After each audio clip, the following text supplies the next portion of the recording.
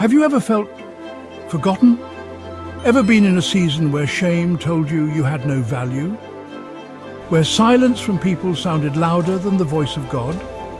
This message is for you, because today I came to talk about the one, the lost one, the broken one, and the God who refuses to let them stay there. One of the most devastating emotions a human can feel is worthlessness. Not just feeling guilty for what you've done, but believing that because of what you've done, you don't deserve to be seen, to be loved, to be forgiven. Worthlessness is what drives us into isolation. And in its darkest form, it convinces us that life isn't worth continuing. But hear me clearly, that emotion is not from God, it is a lie. And it is that lie that this passage in Matthew 18 confronts head-on. In Matthew 18, Jesus gives his disciples a framework for community. He doesn't start with theology, he starts with relationship. He calls a child into the room, says, "Unless you become like this child, you will never enter the kingdom." Why? Because God isn't impressed with your title. He's not moved by your following. He wants your heart. See that you do not despise one of these little ones. Don't look down on people who are struggling. Don't write off the fallen.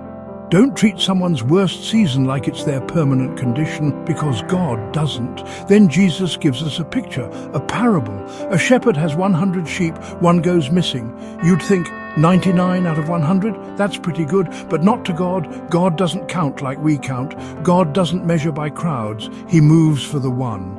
He says the shepherd leaves the 99 and goes to find the one. Because the one matters, because you matter. Not when you're perfect, not when you've got it all together, but even when you're lost, wounded, hiding. God says you're still worth coming after. And here's the part we often overlook. Jesus isn't just calling himself the shepherd, he's calling us to have a shepherd's heart too. So when your friend stops showing up, when that sister in your small group vanishes, when that brother falls into sin and isolates, go and get them.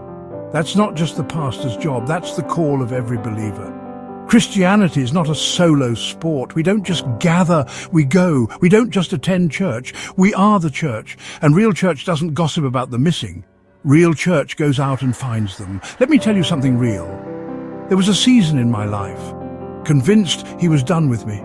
And God didn't send a sermon. He didn't send lightning from heaven. He sent a person, one man who came and found me in the dark, sat beside me, reminded me I was still valuable, still seen, still loved. That's how God moves through people. And maybe you are the person God wants to use next. So here's my question. Who do you need to go get? Who used to sit next to you that you haven't seen in months? Who stopped replying to texts?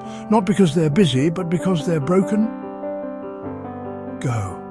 Call. Text. Knock. Don't wait for them to come back, because sometimes grace comes after you. And maybe, just maybe, you're the one God is sending to help the one know they still matter because you still matter. And he left the 99 for you too.